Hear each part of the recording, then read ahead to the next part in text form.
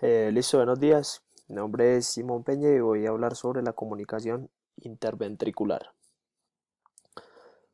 Listo, la comunicación interventricular, como su nombre lo dice, es una comunicación entre ambos ventrículos que puede llegar a tener serios problemas en la vida pues, de la persona cuando nace o cuando llega a ser adulto. Es la malformación cardíaca más común como defecto aislado.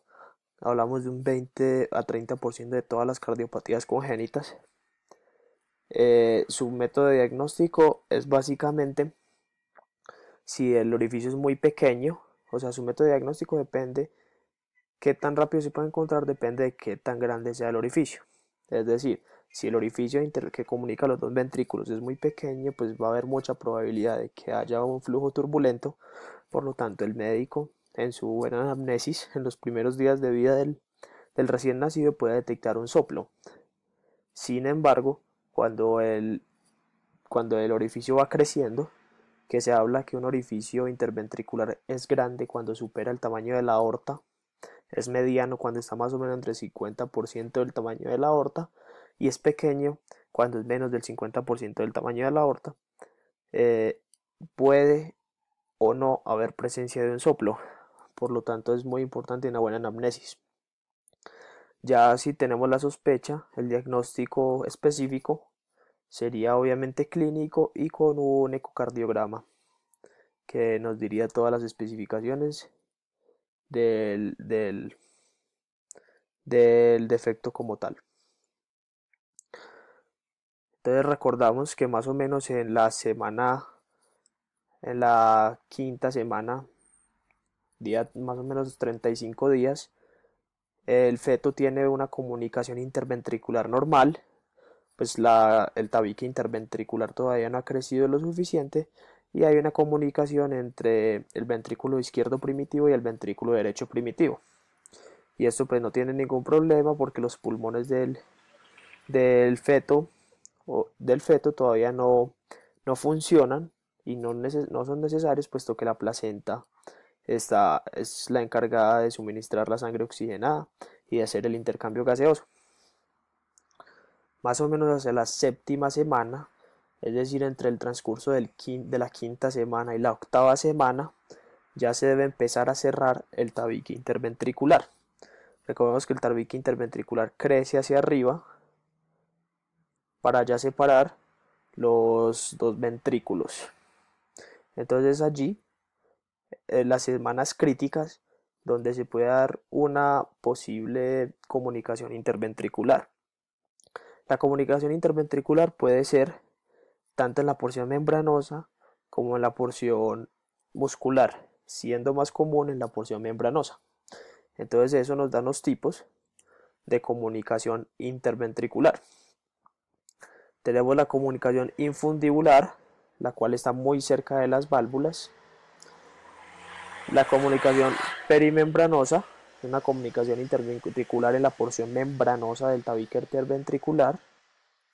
Tenemos una comunicación muscular que generalmente son varios agujeros, no es un solo orificio, que comunica los dos ventrículos en su porción muscular.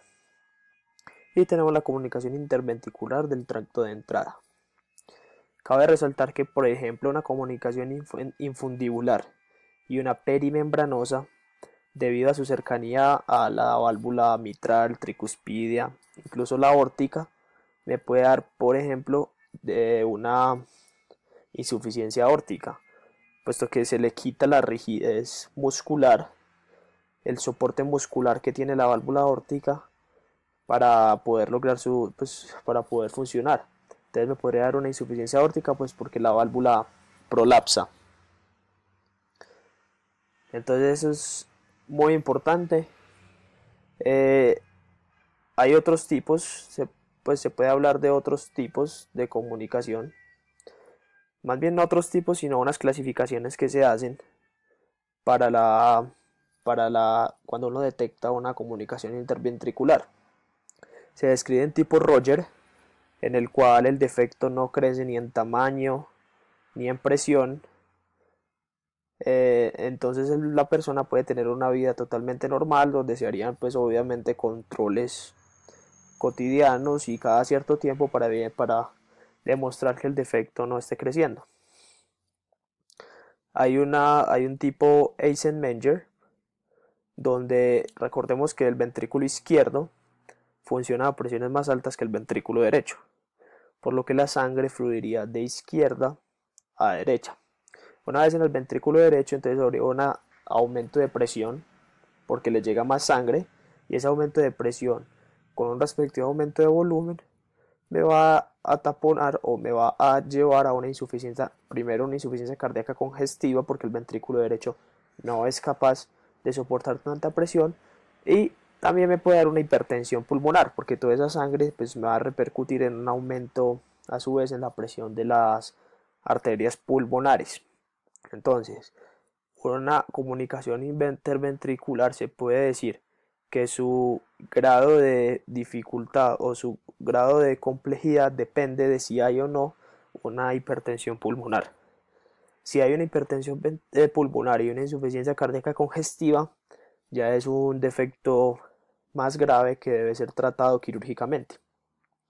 Eso nos habla del tratamiento, que siempre y cuando el agujero no crezca, la comunicación no crezca y la persona pueda tener una vida relativamente normal, que también se pueden utilizar medicamentos para bajar el gasto cardíaco o para ayudarle al corazón a funcionar mejor, como el tipo Roger por ejemplo, pues se puede pensar en no intervenir quirúrgicamente.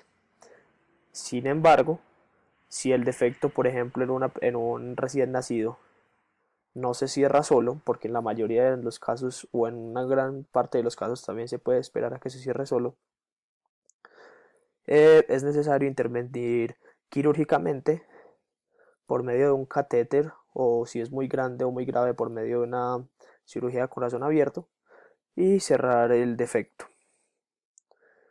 Entonces, si hay hipertensión cardíaca, insuficiencia cardíaca congestiva, hipertensión pulmonar, es más grave.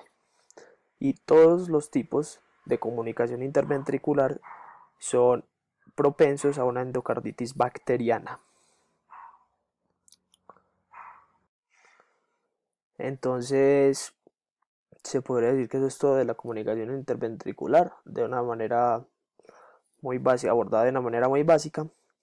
Eh, entonces, en modo de conclusión, se sabe que una muy correcta anamnesis y un excelente examen físico es indispensable para la detección temprana de esta enfermedad, o de unas enfermedades que puede ser una enfermedad aislada o pertenecer a otras enfermedades, como por ejemplo la tetralogía de Fallot, que corresponde a una hipertensión pulmonar, un cabalgamiento de la aorta, una comunicación interventricular y una hipertrofia ventricular derecha.